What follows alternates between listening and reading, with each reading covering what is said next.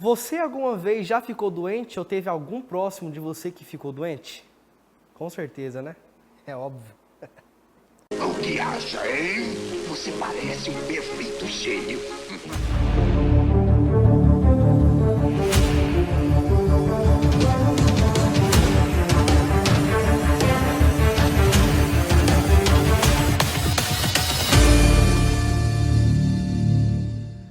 A Bíblia relata que Jesus curou diversos enfermos, sejam doenças físicas, doenças psicológicas, doenças emocionais. Jesus, ele curou todas as doenças. Quando nós falamos sobre curas, uma das histórias que eu me lembro é de quando Jesus curou a sogra de Pedro. A Bíblia nos fala que a sogra de Pedro sofria com uma grave febre. A febre dela estava muito alta.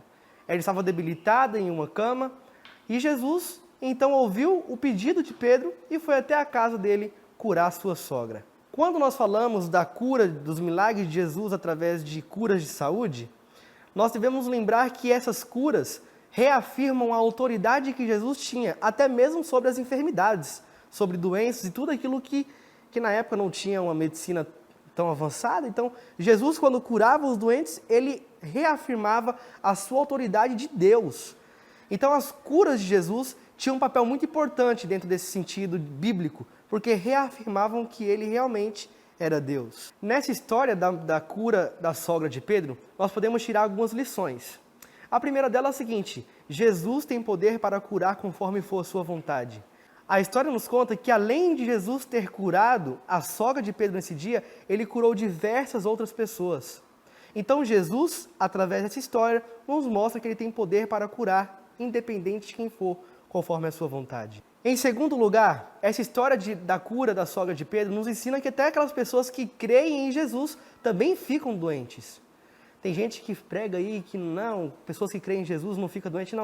Não é isso que a Bíblia nos ensina. A sogra de Pedro cria em Jesus e ela ficou doente. Há muitos exemplos de pessoas que criam em Jesus e que passou por momentos de doença.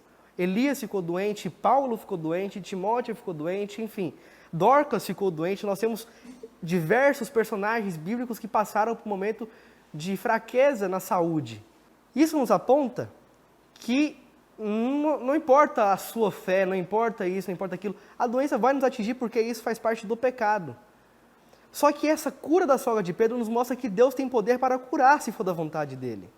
Não há doença que resista a um chamado do Senhor. Não há doença que resista a uma oração que o Senhor possa atender. Ele pode curar conforme for a sua vontade.